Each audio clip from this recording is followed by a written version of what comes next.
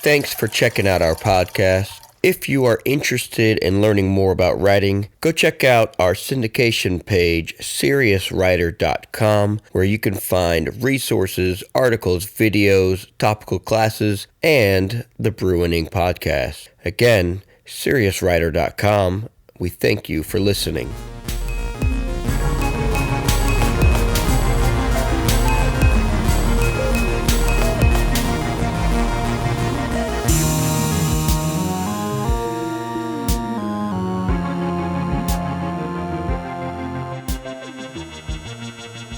Good evening and welcome everyone back to another Brew and Ink. It's been a while. Yes, it sure podcast has. episode. It has been a while. So we had some issues, with the whole social distancing and recording stuff. Yep. But we're still here. We're still alive. We're all healthy and happy. And we're happy to have Katie here with us at the table. Happy to be here. Yes. It's been a while. It has. And we are in the end little brainstorming tiers of this next story season that we're going to be releasing for you guys. That's probably going to be We're going to birth this baby soon. Yeah. Is that what you're trying to say? This baby is at the 9-month mark. It's getting heavy. Yes. We're getting hot and bothered this time. We don't talk about 9 months. But tonight we're going to come at you with a long-promised Interbrew episode for the Star Wars series. We were waiting for Rise of Skywalker to come out on Disney Plus so that everyone can have a chance to kind of see it, because these are spoiler-filled episodes. That's so we right. want to give enough time for everyone to have seen it, ample time, so that if you haven't seen it and you listen to this episode, it's not our fault. And by the way, there might be many Star Wars spoilers tonight. Yes. Just to put that out there. Right. If you are not a regular Star Wars watcher, we're going to try not to give as many spoilers about some of the different episodes and some of the different things, but it's all interconnected now. And so we're going to get into some stuff, for sure. So, before we jump into that, how have you guys been surviving the quarantine and all that? Like, I know we were putting out some entertaining sort of like, here's how to stay sane. Tried. Watch these, read this, play tried. that. Yeah. And that lasted about a month. We did about 3 weeks. Yeah. Yeah. That helped keep me sane. They were fun. Yeah. But how about you, Katie? How have you been with the newborn and everything? Oh, she's not a newborn anymore. No, She's no. Over a year now. And life for us hasn't really changed. Yeah. I think we're one of the few around that can say that. But been very busy gardening, raising quail, Nice. putting in corn with my neighbor's kids tomorrow. Very cool. They're gonna have a blast with that. Yes, they will. Yeah, and I just had quail for the first time last week. it's tasty. Yeah. So, did you hear her whole quail story? Oh, I think I did. There but was like a pack of wild dogs. yes. Yeah. And policemen. Yeah. And I think Rambo showed up. I'm not exactly sure. I wish Rambo would have shown I mean, up. It was That's like just a me. quail massacre, right? Yeah, we got attacked by 3 stray mastiffs. Oh gosh. And it was mastiffs, not pit bulls or anything. Yeah. And they tore into the bottom of my pen and killed about half my flock. Oof. So the survivors are recovering and slowly getting better, but the dogs were rounded up by animal control, and there's a cop party on my street that night as they waited for animal control. It was like, I live on an intersection, and there were at least 4 cop cars there just Wow. trying to corral the dogs. Yeah, like one mastiff would be a handful, Mm-hmm. but there's 3 of them. And they didn't catch the third until the next morning. She was still running on my property. Oh my goodness. And it was a little She was frightening. determined. Yeah. But we're all good now. And I'm going to get replacement birds probably in the next week or 2. But I got my pen redone and repainted. So it sucks, but got to find the silver lining in every event. Right, yeah. So that's good. Yeah, gardening is definitely a good little thing to be doing right now. After this week, Becca's getting into gardening. Yeah? Oh, yeah. That's- And she, which if you're married means I'm probably going to be getting into gardening. Right, right. Well, if she needs any seeds, let me know. Yeah, I will let her know. I pulled this off the shelf this week. It's a I love him. Autopilot Garden. That's M.I. Gardner, Luke Marion. He's got a YouTube channel. He is great. Yeah. 10/10. Recommend him. Someone gave us at Phoenix Roasters, Brian Holland, the CEO, head pastor guy. He was talking with some guy and was out at his place or something, and this guy was going to throw out these like boxes? 6x4 wooden boxes that you could stack and do all this stuff with them.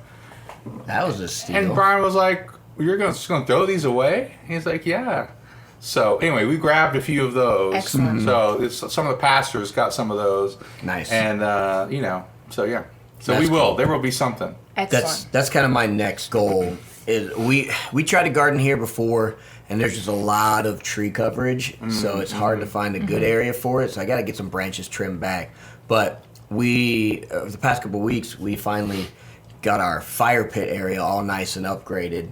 I was tired of beating back the thorns and the poison ivy every year, so we went all in and did like the weed mesh on the bottom, and then rounded that off with like some like a barrier and then some paving stones, and then covered the whole inside area with like little pebble like river rocks and calico round nice smooth You went rocks. all out, man. Yeah. Good for you. And now it's looking really nice. We've been spending our Fridays and Saturday nights out there the past 2 weeks. Yeah. We had a stack of pallets that had been out there for a few years. Long story. My brother-in-law and I we were gonna make a little airsoft field out in the woods, but that didn't really go very far. So we had all these pallets out there. So we kind of started this cool path out into the woods now with the pallets. But I stuck one of them up. I was like, we should make some kind of wall, like the division wall or something. And then I was talking to my brother, and he's like, oh, we just upgraded my fire pit area too, and we've got our projector set up. We're going to watch a movie. And I was like, that's what this is for. So we've got like a white blanket that we throw up on this one pallet that's on the outside of our fire pit area, and we threw a projector, and we've been watching The Last Airbender for the past couple weekends out there. It's so much fun. I love it. That's awesome. And here in Georgia, you only get about 2 to 3 weeks of good weather to enjoy the outdoor area, and then it gets too hot, and then it gets too rainy, and then it gets too cold. Too buggy. Yeah. Too muggy and too buggy. Yeah, too muggy and too buggy, exactly. Although you bring up a good point. We should, when you finish Last Airbender and we finish Last Airbender, we should do an episode on the Last Airbender. Oh my goodness, I was watching it last night going, the writing is just so good. So good. The writing is really, really like, they really go into character development and all that. So yeah, that's a good one. Anything else, you guys? That concludes our episode of Dirt and Ink. Yeah, Dirt and Ink. Where a bunch of writers sit around and talk about their gardening plans. No, I've been writing a lot. I've got a couple proposals going out. Yeah. In the next few weeks. So yeah, you had a busy writing schedule though. Beginning of this year. Writing schedule. Yeah. And but so there's something that they don't tell you. At least nobody told me, or if they did, I didn't listen, which is totally possible. Right. My agent said this to me one day. Yeah. I'm on the phone with him, and he says, "You realize, you and I talk to you more than almost any of my clients, like most of my clients." Which I thought that was a criticism.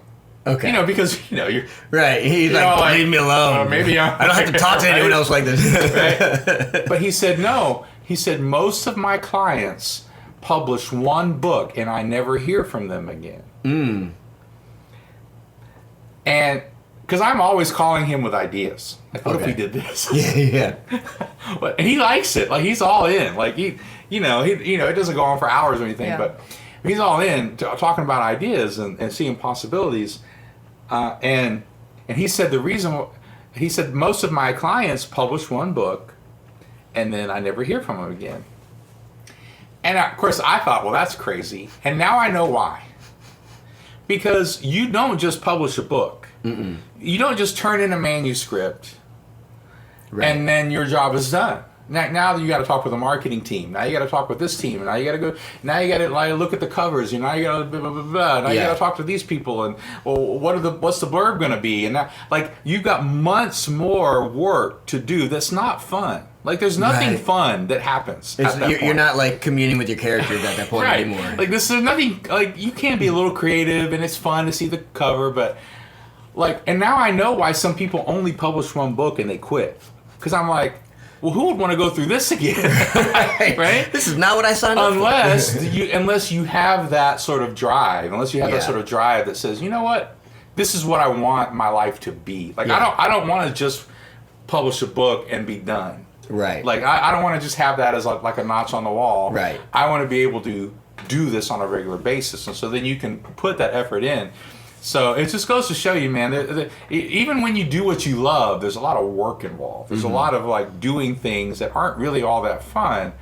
So you can get to those moments of, no, I really want to do this, and I really want to do this. So that's kind of where I am. I'm at the point where the books that some publishers are interested in are books I really want to do now. Yeah. Like before, it was like I want to do these books, but I'm more doing it to kind of get in the industry and that sort of thing. But now, some people are like, oh no. Like it's surprising when you go, no, I think I want to write this book next. And the publisher goes, we want that book. And I'm like, you do? Yeah, right. you know, like that's a totally different feeling now. There's no just dipping your toe in the water. Oh no, man. You're in now. And so it's been busy, but at the same time, it's just hard work, man. I mean, there's a lot of hard work of being consistent, and you would think with the quarantine going on that you would have more time, but I seem to have less. Was going to happen. I thought it was going to happen, but I was kind of like Katie, and not a lot changed for me where I was at, 'cause I was still going into work, and I actually had to kind of step it up and do more stuff because we had to go out and find work with all the businesses closed. Oh, sure, yeah. Yeah, so it was kind of I was thinking, oh, well, this might work out really well, and then. No, and it just shifts. Whatever you were doing, right. It's not that maybe you were doing less of what you were doing before, but now it shifted to like a whole bunch of other stuff. And then also having I only had one. You had 3 kids in school that you had to then start homeschooling. That was an additional. Yeah, Beck and I tag teamed on that. So that was, I can't imagine being thrown into that just all of a sudden. Yeah, it was. Well, yeah. I mean. Our kids really overall have done great. But it is extra, right? Because they're coming to you with questions, and it's not like before when I was working from home, where like it was just me and the dog, and maybe my interruption was she needed to go out. Right. Now it's, hey Dad, we want to do this. Hey Dad, can we do that? Like now there's constant.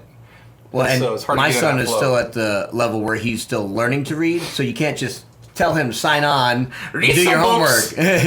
Go do your homework, because you got to sit there and read it to him or explain what the assignment is to him. So you like really are just there side by side with them. But no, it's good to. I'm excited to be getting back into a story season. Yes, I think so too. Yeah, it's going to be good. I mean, I think we have a good idea, and we've got someone even more talented than us helping us now.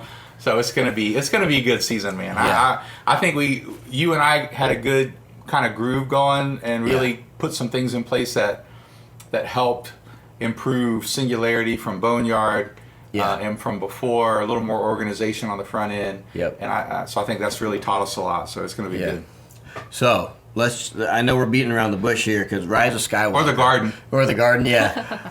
Rise of Skywalker, I want to talk about it, and I don't want to talk about it at the same time. Oh, I'm ready. I watched it again this afternoon. Oh, yeah. Just to prepare. Oh, good. Just so those moments that piss me off would piss me off all over again. Yes. And it starts early for me in the movie, too. Like, because it starts off... I mean, I like the feel that they went for. It was a very kind of scary sort of opening. Cool. Yeah. It had that creepy feel to it. It made me like, I'm sitting there with my 7-year-old going, I forget, like, how scary does this get, Because I saw it in theaters without him. Right. But yeah, it's very thematic. There's a lot of, like, lights flashing so that he's got... Lens flares? Were there lens flares? Most definitely, because it's a J.J. Abrams movie. But, it jumps into it, like, revealing, like, Palpatine is still around. And Do they ever explain why? Yes, it's all part of the whole clone thing. So they're bringing in the clone. They mention it. Yeah. They just kind of. That's one of my criticisms of this movie. Right. Is for some reason it didn't bother me in like episodes 4, 5, and 6 where they would just say something. Yeah. And move on. Right. You go, oh. But for some reason it felt way more forced in this movie. One. Like yes. it felt way more like, oh, we got to explain it somehow, so let's just explain it this way. Yeah. There was a lot of moments like that for me in this movie too, where they say something and you go, oh, wait. We can't. We're not glossing over that. What are we doing here?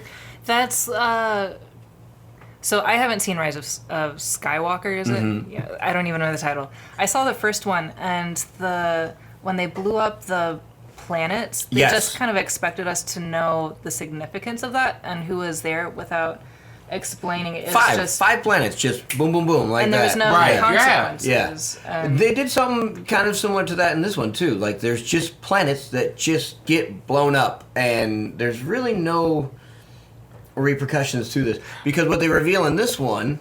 Well, okay, let's not jump that far ahead, but there is planet blowing up, vehicles in this one. It's not just a planetary, space station. Like I'm just gonna get into it. Like Palpatine shows up and then he's like, I've got all these ships.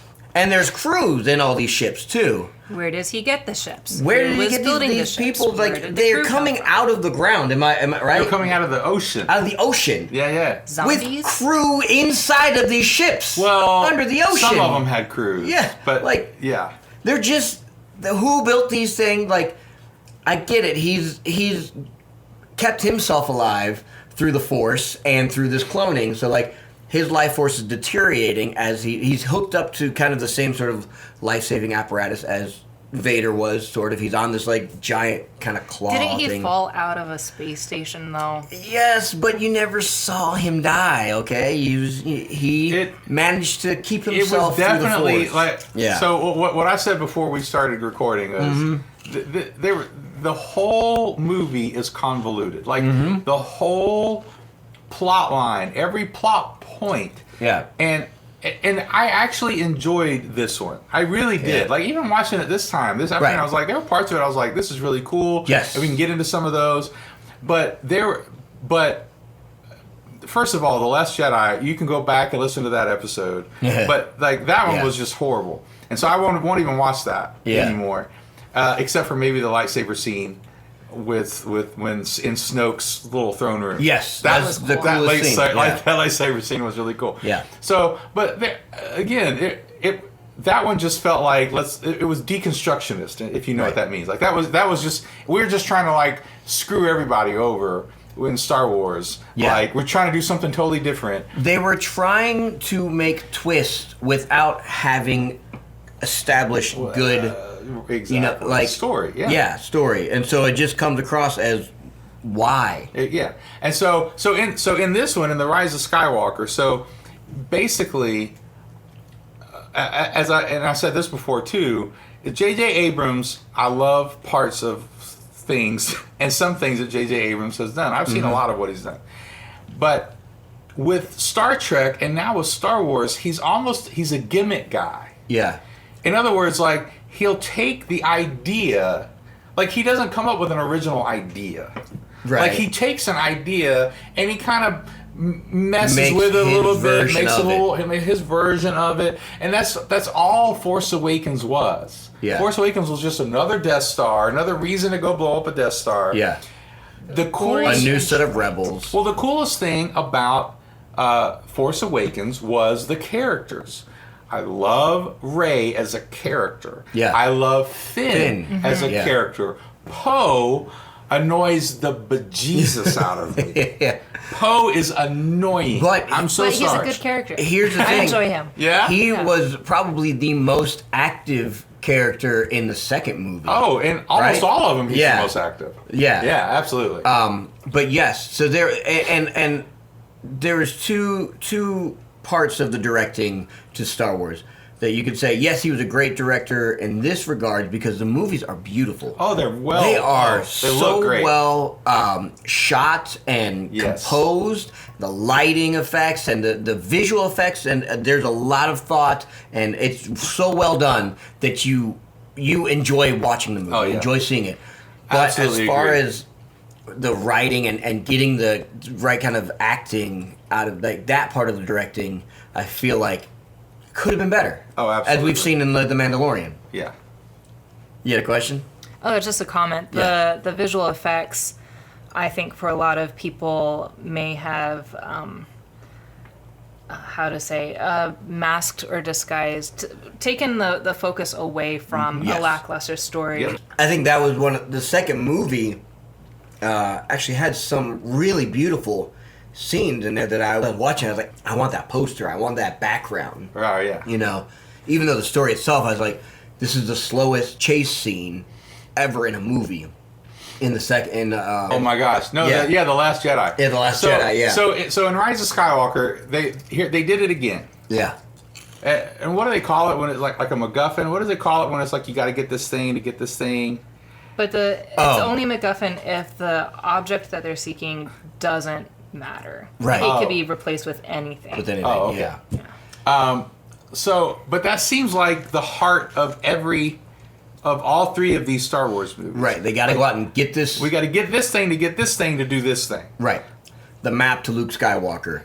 The yes. holocron to find where Palpatine is. And we won't go back to The Last Jedi, but they did it again to a degree in Rise of Skywalker. I like Finn as a character. Yeah. I think the biggest tragedy of all three movies is they didn't do anything with this guy.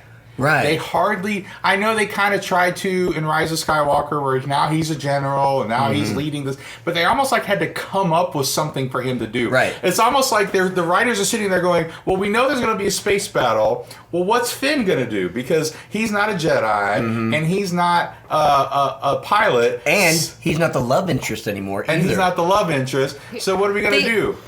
Yeah. That makes me so mad. Yeah. Because Finn should have died at the end of the second movie. He should have Oh, been sure. the hero character that he's longed to be, stood up against the people that used him, and done something for the people that he loved. Right, and then they can rally behind his death. And Yeah. instead, Rose assaults him with a kiss that he didn't want, which, Right. if that had happened to a female character, it would have been trashy. But now that didn't pan out in the third movie, so it was a waste. Yeah. It was a waste. His whole storyline, in my opinion, in The Last Jedi was a waste, and and they just had to make stuff up for him to do in The Rise of Skywalker. So she is trying to go fight. She's trying to go get the holocron. She goes off in the skimmer thing. She goes to the downed Death Star, Right, which is cool, but Death Star. But again, it's his other thing is nostalgia with the gimmick. Yeah. So he's bringing in nostalgia. Sounds like every Disney movie ever. Yeah. Bringing nostalgia, they have to go back to Endor. They got to go back to Endor. You got to go back to that Death Star. Go back to that throne room that had the cool lights. Like he's borrowing from nostalgia more than he is coming up with something cool. Right. That is unique, and it's different than The Mandalorian did. Right. The Mandalorian would bring stuff in, and you're like, oh, that's cool. Yeah. But he brings stuff in, and you go, well, that's cool, but it's not very original. Right. It didn't really make up a story. He's just like, he's building or using what was done before him. So my point is that, so she goes and she starts, it's a cool little thing with her, and she sees the dark side of herself, kind of like Luke did in the Empire Strikes Back. And Didn't that happen in the cave in the second movie, though? Cave in the second movie, so they do it again. See what I mean? Like, right? That sounds so lazy. It is lazy. Yeah. And so then she's fighting Kylo. And Finn's like, we got to go help her. So he gets that other chick. Yeah. She's also a former stormtrooper that's just running around on these goofy horses. Right. I mean, and she's... Phasma? Her name was Jenna or something like that. Oh, okay. And she was a cool character. And then so she kind of comes in And then she's like, well, we got us. Lo and behold, we only have 2. We got a second skimmer. This is so convoluted. Like, they just kind of bring stuff up. And then she goes, well, let's go. Let's go. And so they go to help him, go to help Rey, but he never helps her. Right. She just pushes him away with the Force. Yeah. And so she can fight Kylo.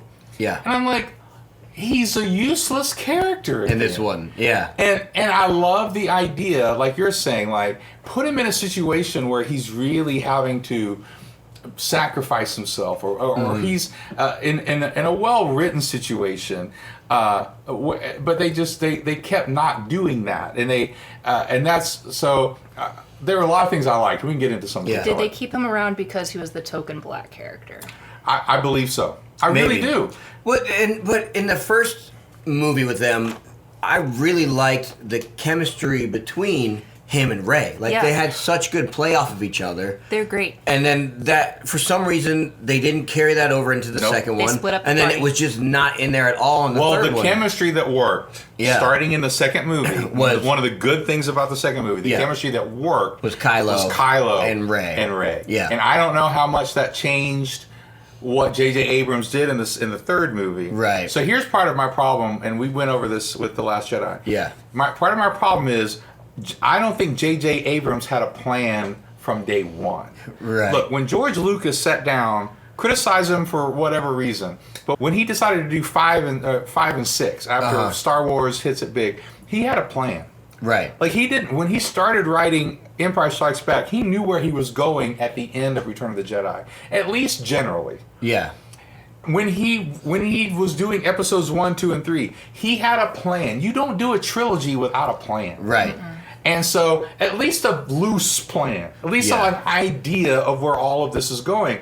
And so, because of that, it's disjointed, and these Star Wars movies are just disjointed, and it frustrates me as a writer, because I'm like, there were some things that were well done. So again, the chemistry with Rey, to me, with Rey and Kylo, amazing. Yes. And in the theater, when Han Solo shows back up after to talk with that whole exchange where she kills him and then realizes Leia is dead and what that's doing to him, and she heals him.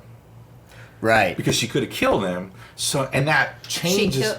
Rey kills Han Solo again? No. Rey. Go back, because what you said about Han Solo showing up was a little confusing. Okay, Leia is trying to, like, force connect with her son because she realizes he's in this position that he needs. So she's trying to, like, call him back to the light, and so he gets distracted with that. And Rey, and he, because he's really kind of beaten Rey at that point. And Rey turns around, takes his lightsaber, and runs him through. And so basically, like, he's dying. But at the same time, she realizes that Leia has died. Right. That Leia is away in the Force. Leia has reached out, but now is dead, and she sees the tragedy in the moment of a son losing his mother. His only connection to life and family, and that's why you really need to listen and watch that speech at the end of behind the scenes at the gallery, the Mandalorian, because when he goes in, it's all. Star Wars is all about family. It's all about the connection of family, and the loss of connection of family leads to the dark side. And the redemption is reconnecting with family. And so what happens in this movie is Rey or Kylo is having a Force sort of vision. First she heals him, so she Force heals him, which was actually done well. Because it was a little convoluted, but they bring in this little serpent thing, and she heals a serpent. So it wasn't just like out of nowhere that she could heal people. Right, they'd shown it already prior. They'd shown it already. So she heals him, and she says, "Look, I really would. I do want to join you, but not. I want to join Ben. I wanted to take his hand." And so she goes off and leaves him there healed, and he's just staring out at the ocean, and Han Solo says, "Hey, kid." And that moment in the theater, I was crying. I was like, because number one, is a great actor. I'm sorry. Yeah. A great actor. Yeah. And he comes in and is calling his son back as a father. It's so good. And it's such that is the redeeming heart moment, of Star Wars. That's the end of Return of the Jedi. Is no, I have to save you, and he goes, no, you already have. Yes. That connection between father and son, that redemptive reconciliation, is what saves both of them. Right. In that moment. Yeah. That's what kept Luke from going to the dark side. Right. Luke could have gone to the dark side, but he loved his father. Yes. Right? You see what I mean? Yeah. And like that was the whole sermon of Filoni at the that's why it's so brilliant. He goes into it and you're like, oh my God, like he just pulls all these connections in. Yeah. And so that moment was so well done to me. Yes. And I was shocked because I thought Harrison Ford was done with Star Wars. I did too, yeah. I thought, Harrison wasn't gonna Ford, do anymore. you pay me $1 million and you kill me and I'll come back. Yeah. Because he thought he should have died Way back. in Return of the Jedi. Yeah. He thought he should have died in Return of the Jedi. Yeah.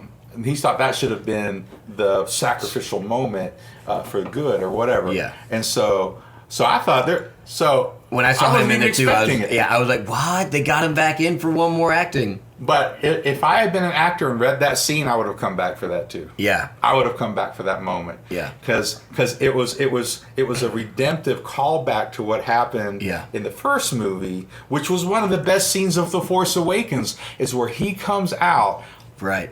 unarmed. Ben! Yeah. And he comes out and he's calling his son back home. Come back. I love you. And then we know what happens in The Force Awakens. So anyway, and the fact that Ben Solo, Kylo Ren, almost says I love you, and he's trying to say I love you, and Han Solo says I know. Yeah. I know that's cheesy, but it's a good. Totally worked. That's a good callback. That was to a the good previous callback. movies. So that moment, and I really liked the stuff at the end.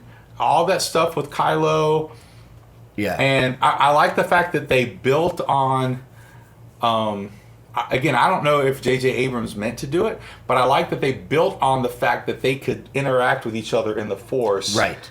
So much so that they were bringing in parts of their surroundings. And they showed that in that little fight, and they could actually touch each other, and he could grab something. Yeah. And so then at the end of the movie, when they're separate and he's surrounded by the Knights of Ren, which again, if no one had fought the Knights of Ren, I would have been pissed off. Right. If no one had actually fought those dudes at some point in that movie, you're like, why do we even mention them? Then why do they exist? Yeah. Were they even named in the movies, or are they just around? No, that's what they're called in the script and stuff like that. Right, that's right. But there was no you didn't get to know individual characters in that. Right. Now on the flip side, we're talking about the whole family being the father-son or the connection with family being the main driving force of the Star Wars. They did on the other side was the whole Palpatine and Rey thing, which I liked that they tried to go with that for her heritage. Yes, me because too. It was for me it was unpredicted. Like it wasn't something that was glaringly for most people I think they were going, oh no, it's either Han Solo or Luke. Han Solo or Luke. It's going to be one of those two. And then he comes out with Palpatine. Or Obi-Wan. Or Obi-Wan, yeah. But then I feel like because of that, they were going, okay, this is what we're doing. I think that's why some of the other things were so forced and why they had to be like, okay, he's going to be back and he's got all this power and he's been raising all, there's that scene where he's surrounded by all these people, other clones or whatever, in the background. You're talking about Palpatine at the end? Palpatine, yeah. No, those are the other Sith. Yeah, those are the Sith from the past, supposedly. Okay, so they weren't really alive. They're Force ghosts? They were like Force ghosts, but they were. Remember, because so many of them. He was there saying all the Sith are in me, and so those are all the Sith from the past. The Dark Avatar. Yeah, and then that's why, they kept making it a big deal that where Luke says all the generations of Jedi are in you. Yes. Because that's kind of the ultimate. Right. They were trying to set up the penultimate. And I feel like they did a good job with Rey, trying to find her power and herself within who she is as a Jedi, but then having these visions and then doing things that are because she's getting emotional or out of control, she ends up doing things that are very, dark side sort of. One of my favorite scenes is when she's fighting Kylo Ren. He comes in his ship. She they capture cool. Chewie, and they're going away on the Star Destroyer, and she trying to force pull it back, and she's got it. And I love it because it's a callback to one of the games that I loved playing. Yeah. Okay. That was one of the things that you could do. In the storyline was at one point that character grabs a Star Destroyer while it's trying to take out, and he pulls it back down. So as she's pulling it back down, you're like, oh, this is awesome. And then she loses control, and lightning comes out and just blows this whole thing the up. Dark side lightning. And I really like that too. And then she's like, oh god, I just killed Chewie. I just killed all those people, but also Chewbacca was on there. So I like that I think they did a good job of kind of showcasing how she had both sides in there. She's trying not to. I thought they did a great job with her. I thought they did a great job with Kylo Ren. Yeah. He annoyed me in the first movie. He was a whiny little whatever in the first movie. He just, but they started giving him some back character. Yeah. They started giving him some sympathy. Yeah. And some unpredictability. But still the dark side and still all that stuff. Yeah. And I agree with you. I actually like, although I do think it's a little cheap. It was a little cheap to bring back Palpatine. Right. Personally, it was a little too lazy, to use your word. But I do like the fact that that was the dichotomy that they set up. Yes. That Kylo Ren was from the good guys, Luke and Han and Leia, and he was from the good guys, but he turned bad, and she was a granddaughter of the most evil dude, whatever, right. And she's kind of on the good side, and here they were, this dyad, which they never really explained what that is. Right. But okay. Yeah, because that had never shown up in any of the other Star Wars. Nothing. They're this dyad, so they're connected. The two parts of the same. It would have been one thing if they had said Luke and Leia were too. Right. Why didn't they say that? Why didn't they go? Why couldn't they explain it? Yeah. Why didn't they go well, Luke and Leia? That's why they won. Right. That's why they won against the Empire the first time, is because they came. And now I'm thinking, well, that's the secret. They have to come together. And so here's something that Micah and I have discussed. Yeah. My son, who is 14, and who loves Star Wars, loves the Clone Wars, loves the Mandalorian, loves all of this stuff. My son, who is 14, he and I have discussed this at length. I think they missed the boat at the end of the Rise of Skywalker.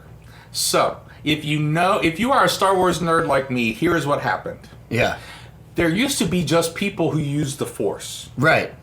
There were no Jedi and Sith. Long, long ago, right. Even before the galaxy far, far away. Well, they talk about it. Everyone is kind of connected with the Force. They talk about it with Finn, even. Well, yeah. So, but then what happens is the Jedi start thinking that emotions are bad. Mm-hmm. That emotions manipulate us too much, and so they go on this calm, serene, stoicism kind of pathway, and then some Force users are like, well, wait a minute, emotions aren't bad, but then they go to the other extreme, right, of release your anger, release the anger, and use the fear, use your emotions, and blah blah blah blah, right, and so I was sitting there going, they missed the boat, because what I think episode 1, 2, and 3 was trying to show was that strict adherence to no connection, you can't get married, you can't do this, almost this monkism kind of attitude towards Jedi had its problems. Right. And you even kind of see that in Yoda at the end of episode 3. He's like, man, we've gone way far afield. We've become too political. We've gone way far afield in this thing.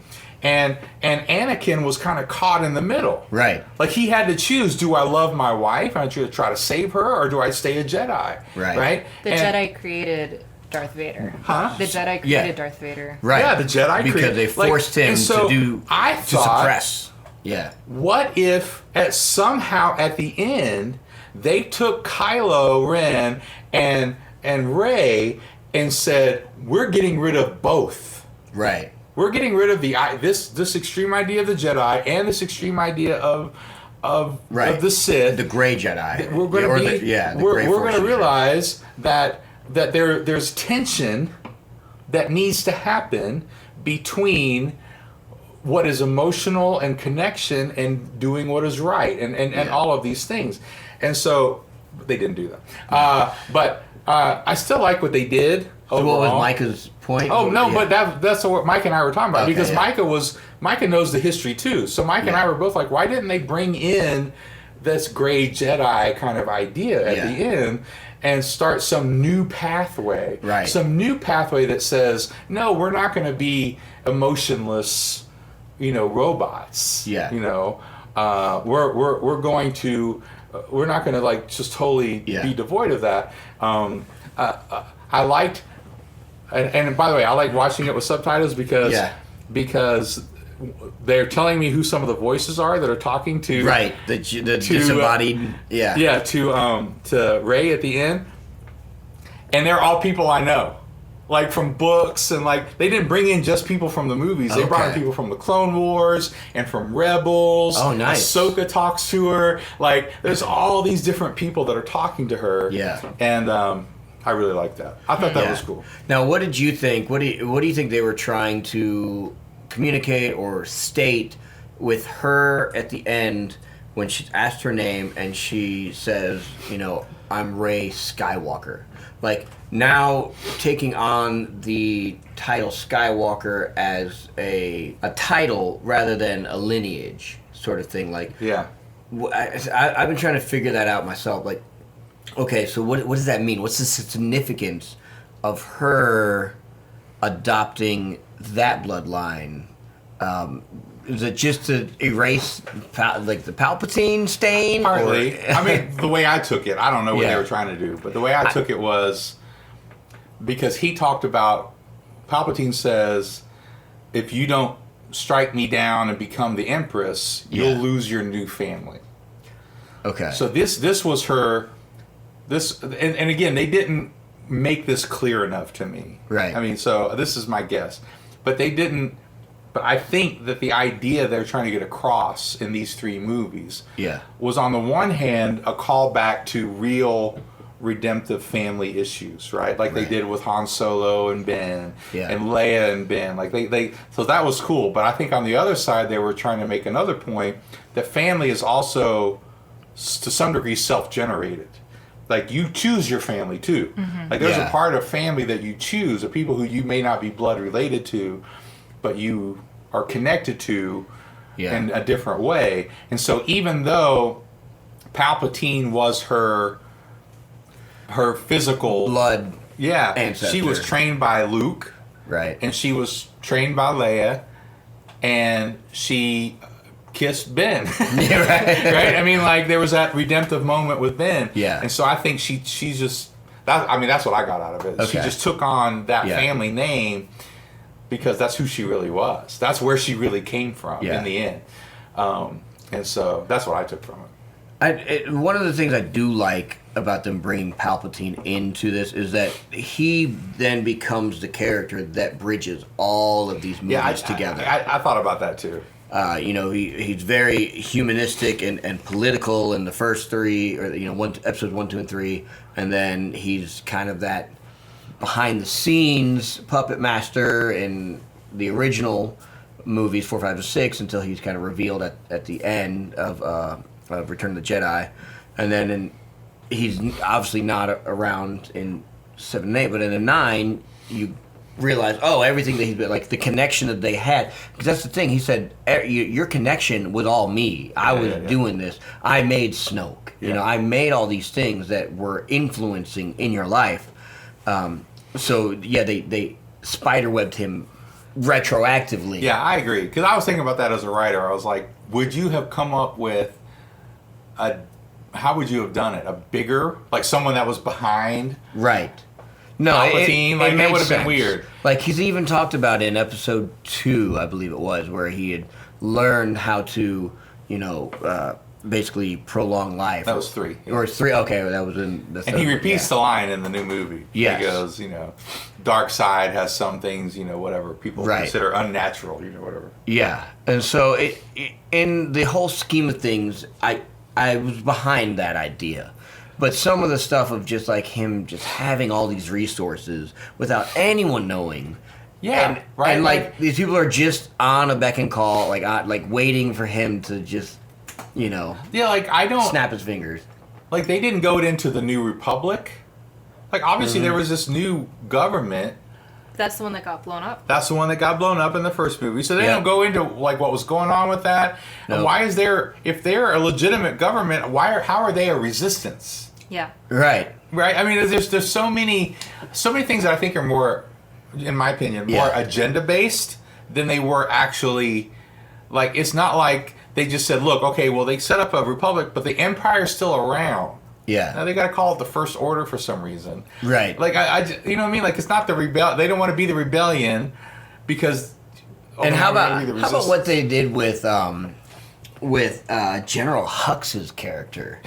From the first movie that he was in, he was this very authoritative, like Hitler type, a guy that was very animated and he had charisma, like that whole speech that he gives. Right. Is very, Hitler-esque. And then in this one, he just becomes a campy sort he of. Does. Yeah. Punchline almost. He does. Because they're like.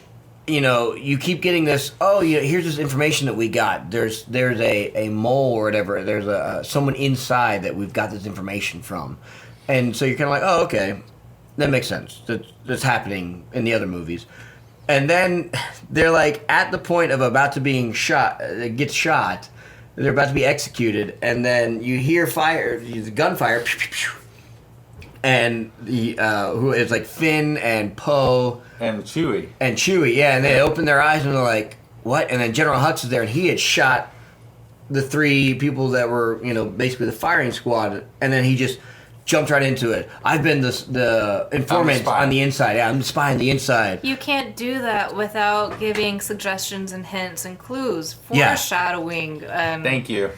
Yeah, that's my point about the plan from day one. Like I agree with you about Palpatine, but I don't think they had a plan, and if they did, they didn't show me. It was not in. Yeah, no. Someone got clever enough to go. You know what we could do, and they made it work. But the only way they made this work with the whole General Hux thing was then they treated it as a throwaway. Well, okay, so there was a little background to it. Yeah. I'll have to give him credit for this because it happened in The Last Jedi when Snoke is dead. Right. And now there's this tension like, well, who's actually the in next control? leader? Yeah, is it Kylo Ren or is it General Hux? Yeah, and so there was that tension that was set up. So I didn't mind that as much. Says, but you're right, it was kind of a He says, thing. I don't care if you guys win, I only care that Kylo Ren loses. Yeah. Which is, okay, I get it. Okay, maybe that's enough to... If I had to babysit that mess, I'd feel the same way too. Yes, exactly. So then he'd like up on the bridge or whatever, like giving command, and the other dude, I don't even remember what that guy was. There's another admiral. General Pride. Oh, Pride, you're right. Yeah. He just turned around and blasted him. Blast Hux? Yeah, blast Hux and go, tell the Emperor I know who our mole was. We figured out who the spy is. Yeah, we figured out who the spy was. And it was just, so it was a very short period of you going, are we really going with this whole Hux being the spy informant thing? And then they just kill him off and you're like, well, I guess that was one way to clean up that mess. So two more things that bothered me. First, the whole Finn saying, there's something I gotta tell you. I've been meaning to tell you. And they're going into the quicksand. And they're going into the quicksand. Rey, I've been meaning to tell you, and before we die, I want to tell you. And then that there's no resolution to that in the whole movie. There's no reason for that to be in the movie. No. Because nothing in that movie was for Finn and Rey. Nope. There was no chance of that at all. The chemistry wasn't there. It was obvious they were not setting it up for that. No. Yeah. There's that, and how quickly and really just again, it's so convoluted how they bring in Lando Calrissian. Okay. Which should have happened in the second movie. one, yeah. But okay, that's not J.J. Abrams' fault. It's J.J. Abrams' fault. He didn't just do the second movie. I don't know why he gave it to somebody else. Right. But it's not his fault that he gives it to some dude and he doesn't do something that's right. But all that to say is they go to this place and Luke was looking for this place too. Never set up in any of the other movies. No. Like just randomly, Luke was looking for this place too. That was supposedly housed all the most awful Sith stuff ever. Right. Yeah, we know it's out there, but we haven't really been looking for it. I mean, it's just anyway. And so Lando just shows up and has one line that says, "Oh yeah, Leia called me," and I'm like, "Really? That's your explanation? You show up in some disguise and blast, you just shoot a guy with an arrow, and now Leia called me, and now I'm Mr. Sage, old guy in the movie." Anyway, I was like, there was a way better way to bring Lando in. Yeah. Not do it at all. You know what I did like, But again, it's that nostalgia gimmick thing. Right, and this is sort of a gimmick thing too, but I do like what they did, that they brought 3PO back into having sort of a important part to the story. I actually really liked what they did with C-3PO in this movie. I did too. I thought it worked. Yes. I love the fact that because it works with C-3PO's character. Yes. He knows all the languages. Yes. But someone put a lock on him being able to translate Sith. Yeah. He's like, I can read it, but I can't tell you what it says. And again, they don't. It's science fiction, so they don't always explain why. But in order for them to unlock that, they had to erase all of his memory. Yeah. And kind of reboot him. Yeah. And the fact that he has no memory. The rest, not the rest, but almost the rest of the movie. Right, it's like the second. It is third. actually good comedy. It was actually well done comedy because he was like, "Oh, my first laser gun battle. I've never been in space before." Right. You know, like this sort of like, "Ooh, let me introduce myself." And calling people his best friend that he just met. You know, I thought it was well done. I thought it was actually well done. I liked it. Yeah. I like that they brought in 3PO and R2-D2 into it again because they didn't have a lot in episodes 7 and 8. Yeah. Now, did they have to make him have red eyes when he was translating Sith? Right, exactly. I mean, a little cheesy. It's to emphasize how evil it was. Exactly. Did they ever explain why he had a red hand? No, not really. No. It was just... They did in the comics. There was a comic book about it. Okay. Because he mentioned I'm a real nerd. He mentions it in episode 7, like, "Oh, you may not recognize me because I have this red hand." Yeah. And there's a whole story behind that. And we never get it in any of these movies. Yeah, right? I'm with you, Katie. I'm just going so much that just to let everybody know, The Mandalorian, which if you've heard our reviews of The Mandalorian, The Mandalorian did it right. Yeah. Even in the filler episodes that really didn't matter, right? They still did it right. Yeah. And you guys haven't seen it yet, but the last 4 episodes of the Clone Wars, I don't know. I haven't done the research, but I don't know why they canceled the Clone Wars before they really finished the story. Because the whole idea of the Clone Wars is they were supposed to bridge it all the way up to episode 3. Right. Well, they didn't. So it was canceled for whatever reason. I don't know what happened. Yeah. But the fact that they did that, and the first part of the season is okay. It gets a little annoying. And we can do another episode on maybe the last season of Clone Wars. Sure. But the last 4 episodes are stellar. Legit. Like they are legit the Star Wars movie you want to see. Gotcha. If you just because they're each 20 minutes long or 25 minutes long. Yeah. So you could literally watch, and it's meant to be part 1, 2, 3, and 4. Like it's even the art looks different. Oh, okay. Than the rest. Not completely different, but the quality of the artwork and the CGI and all of it. They spent time on those 4? They literally built those 4 episodes like a movie to me. You can sit there and watch them like a movie, and you would just it just blow your mind, man. Yeah. Like Mike and I, because we were watching the 7th season, and we were like, oh yeah, it's okay, it's good, it's cool. And then we got to that first, because they do it they put one out every week, and then we got to the first whatever episode that was, 8, 9, 10, 11, 12, whatever, how many ever episodes there were, and after that first episode, we went, whoa. Oh yeah, please. It was just so. My point in all that is that there are ways to do it right. Right. There are ways to do it well. And there are people that are doing it right. And there are people who are doing it right.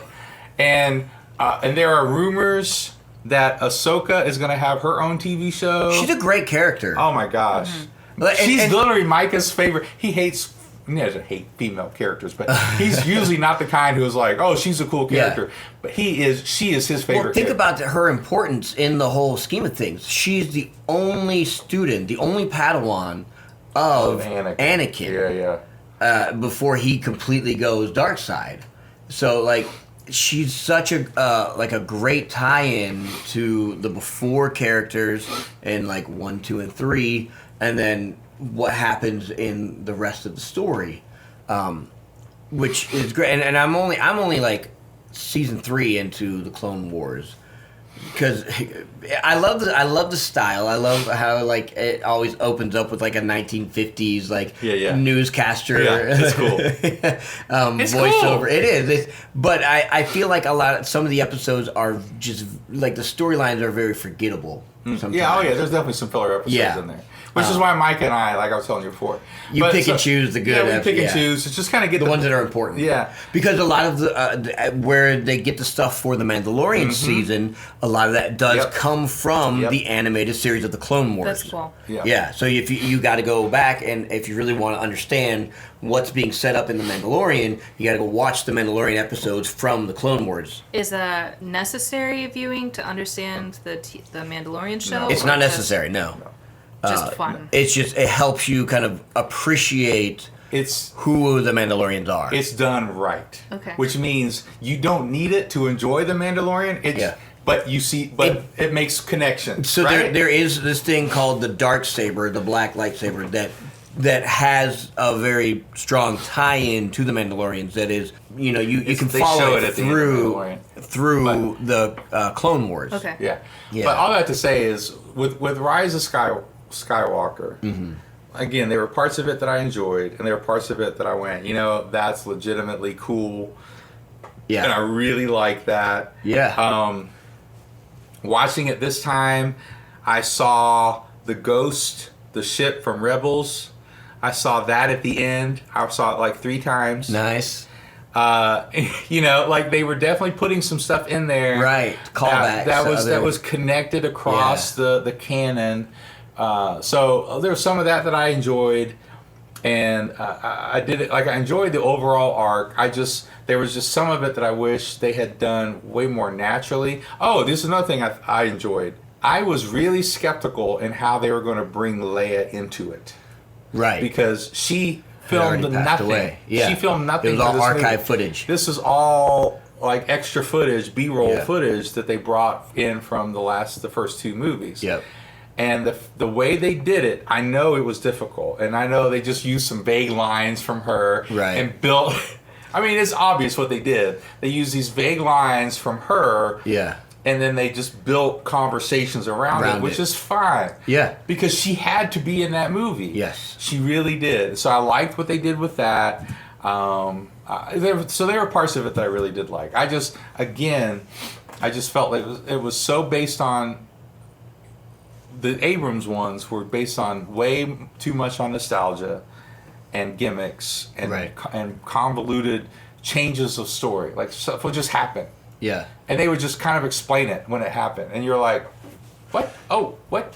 It pulls you out of the movie. It pulls you out of the universe. It pulls you out of the experience. So, it's just frustrating as someone as a writer who's they could pay me to do that. That doesn't, you don't have to be good to do that. Right. And then at the same time to watch how well they did with the Mandalorian, which, again, you could go back and listen to our episodes on that as we rave about the Mandalorian, and with the last season of Clone Wars, it gives me hope that there's that there's good stuff, coming. So, as we wrap up this episode, I have a burning question for you guys. Yes. What is your favorite creature in all of the Star Wars movies? Ooh. Oh, that is a good.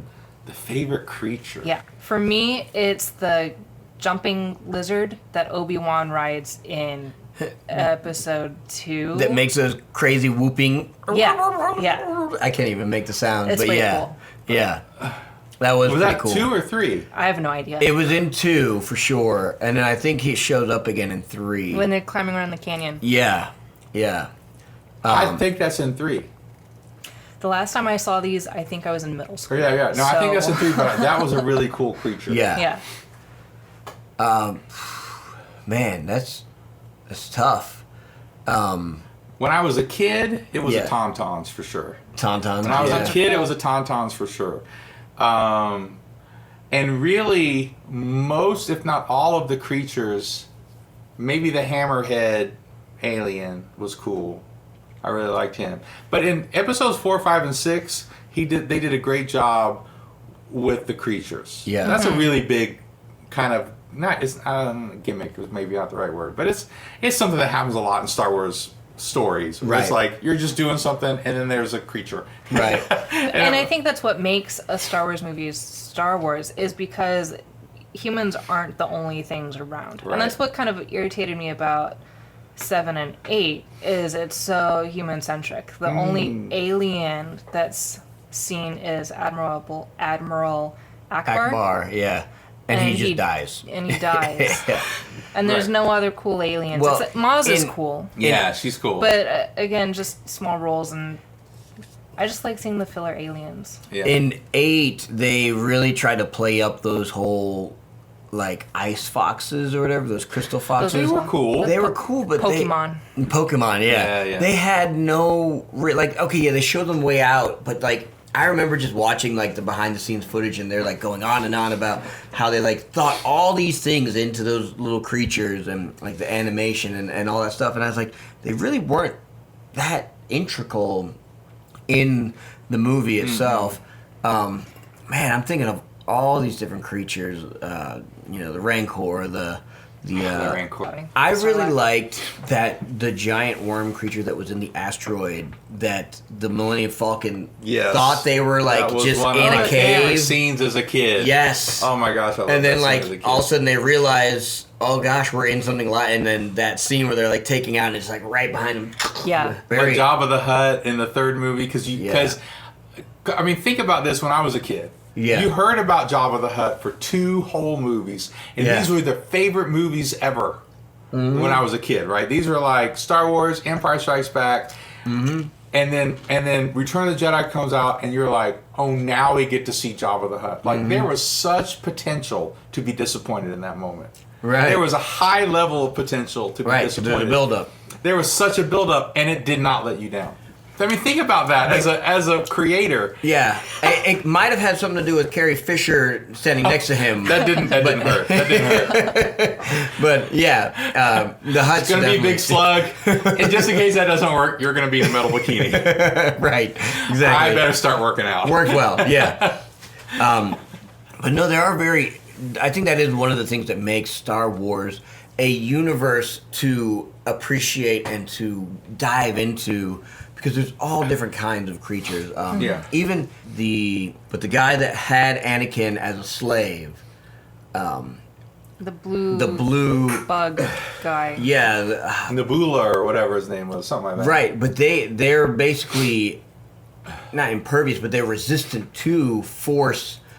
Suggestion and stuff like that. Like the fact that there are creatures like that they've thought of in there, it's cool because you get like, oh, the Jedi are so powerful and all that, but no, they're also creatures that are resistant to that kind of thing. Yeah. I didn't feel like there was a lot in. I'm trying to think of any unique creatures that were in this Rise of Skywalker. Well, they had that, like- they threw in some new droids and things like that. They did throw in the new droid was cool. Yeah, because he was a cool- Palpatine droid. That was a little cool. Yeah. I will say that they did a good job with BB-8 in general. That was another good character. Yes. In general, and then that new droid, that was cool. Yeah. Can't think of any creatures that were. Yeah, they weren't as many creatures. There was really only that snake serpent thing in the underground. Yeah. Random quicksand that just puts you underground. Right. When does that ever happen? Video games. So there's this funny thing. I listen to a podcast by Joe Rogan, and then my wife says it too. They both say this thing like, in the late 80s and early 90s, I thought quicksand was going to be a much bigger problem. The great meme. It was in almost every episode of Gilligan's Island. Right. It didn't turn out to be as prevalent as we thought it was going to. No, I don't remember as many great creatures. And like I can remember in the first one, Force Awakens, they had those crazy little octopus things that Han Solo had that just ate cool. people up. That was kind of cool. And they had the ship, Under the floors. Yeah. Like they released them, and then it ends up saving them because they have two different pirate factions trying to take them out. So those were memorable and very cool. But after that, I can't really like those. There were the porgs, but those are just toy bait. Yeah, there were some horses that were racing in the second one. It doesn't count. And they didn't go anywhere with that kid too either. At the end of that second one. Well, but they showed him again at the end of Rise of Skywalker. They showed him. What was he doing? Was he still sweeping? Right. Yes, he was. He's not living up to his potential. Bummer. Just like the rest of these movies. Right. Oh, I think that's where we end this episode. Well, yeah. So partly I liked it, obviously, as I said, but partly. Yeah. And let me just say. One final thing. Giving Chewbacca the medal at the end was cheesy. Okay, yeah. I'm sorry. Yeah. I know he should have gotten a medal at the end of at the end of Episode 4, New Hope. He should have. He didn't? No. Why? Probably because they couldn't figure out how to pin it on his fur. I don't know. But He wears a belt. Yeah. Yeah, sure. There's no reason. Oh. He should have. Only the humans. Probably got why he it. cried out. Like, wait a minute. So I know, but I'm like, that was a bit much. Right. I mean, that poor guy went through a lot. Yeah, oh man. So there you go. Thumbs up, thumbs down. One up, one down for me. Yeah, I'm pretty. It's a pretty average. It's a great looking movie. Oh, it I wraps agree, up totally. everything, so you gotta watch it. But yeah, it's another reason why the Marvel universe has become kind of my tier one universe that I appreciate. And that was a big part of our criticism of really this whole trilogy. Yeah. Is they haven't learned anything from buying Marvel. Right. Like they didn't buy Marvel and go, maybe we should learn some things. Well, they did. They used Farva to do a TV series. Oh, that's true. Yeah, that's true. They did. Yeah. So yeah. Other than that, if you agree with us, let us know. please do. On our Facebook page or our Twitter account. Or if you disagree, if Instagram. there's parts of it that you like. If you disagree, then I would love to hear every single one of your points because Absolutely. I'm looking for reasons We all need contrasting opinions. Yes, That's right. exactly. Looking for reasons to like these movies more than I have initially. So, as always, raise a glass to inspiration. Raise a glass. Stay inspired. And stay inspired, guys. Get to gardening. And we'll see you guys in the next episode.